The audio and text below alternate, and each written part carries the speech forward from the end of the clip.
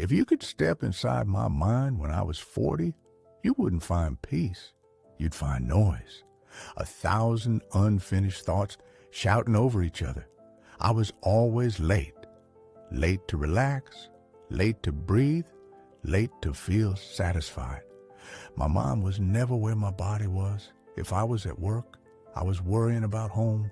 If I was at home, I was worrying about money. If I was lying in bed, I was replaying conversations that were already dead. I thought this was adulthood. I thought this was responsibility. I thought a serious man was supposed to be worried, so I carried worry like a badge of honor.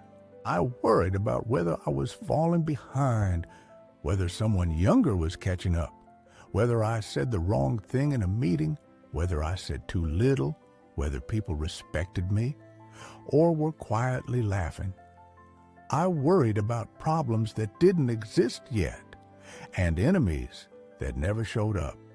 And here I am now, 80 years old. I want to tell you something that hurts to admit. Almost none of it mattered.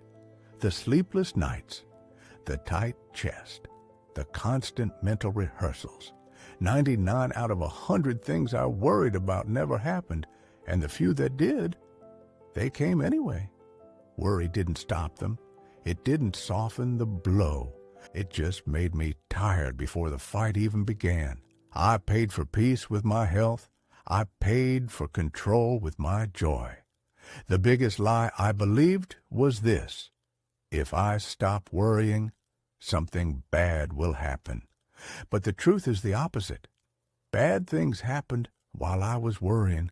Good things happened too, and I missed half of them. I spent decades worrying about what people thought of me, not people close to me, not people who loved me. Strangers, co-workers, neighbors I barely spoke to. I shaped my life around imaginary judges. I dressed to impress people who forgot my name. I stayed quiet when I should have spoken. I smiled when I should have walked away. I was afraid of being misunderstood, afraid of being disliked, afraid of standing out. And do you know what I learned far too late? No one was watching. Everyone was busy worrying about their own flaws, their own failures, their own reflection in the mirror. I spent years polishing an image that existed only in my head. At 80, I can tell you this clearly. Your reputation is fragile, temporary, and mostly fictional. Freedom begins the moment you stop performing. I also worried endlessly about the future. I lived 10 years ahead of myself, always bracing, always preparing. What if I lose my job? What if the market collapses? What if my health fails? I treated life like a disaster drill, but the future never arrives the way you imagine it. The storms come from directions you didn't predict, and some storms never come at all. I missed calm days because I was preparing for rain. Here's the quiet truth. You are stronger than your worries think you are. I survived everything life threw at me, but worry survived me and took pieces along the way. Money was another trap. I thought security lived in numbers. I thought peace waited at the next milestone. Just a little more. Just one more promotion. Just one more investment. But the finish line kept moving. When I had little, I worried about not having enough. When I had more, I worried about losing it. When I had plenty, I worried about protecting it. Enough never arrived until I decided it had. Now I own less, but I sleep more, I laugh easier, I breathe deeper. Enough is not a balance. It's a decision. I worried deeply about my children. I confused anxiety with care. I hovered. I interfered. I tried to engineer perfect outcomes. But children don't need perfect parents. They need present ones. They don't remember the grades I stressed over. They remember whether I was calm or angry. available, or distracted. I wish I'd worried less and listened more, played more, sat on the floor longer. Love doesn't sound like panic.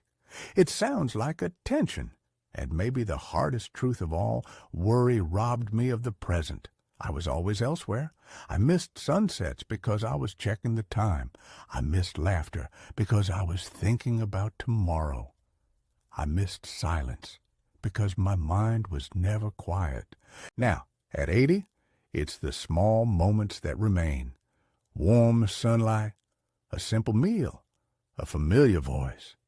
These were never small. I just wasn't paying attention. Don't rush through your life like you're late for something better. This is the thing. I am not telling you to stop caring. I am telling you to stop suffering in advance. Worry feels productive, but it's not. It doesn't solve. It doesn't protect. It only steals. It steals your sleep, your health, your ability to be here. So the next time that tight feeling rises in your chest, ask yourself, will this matter when I'm 80? Most of the time, the answer will be no. Put it down. Your hands are full of nothing, and you are dropping what matters. I am 80 years old. I don't worry much anymore, not because life is easy, but because I finally understand what worry costs. Don't wait as long as I did. Breathe. Look up. Be where you are. If this helped you even a little, subscribe. Like this video so it finds someone who needs it tonight. And tell me, what is one thing you're choosing to stop worrying about today?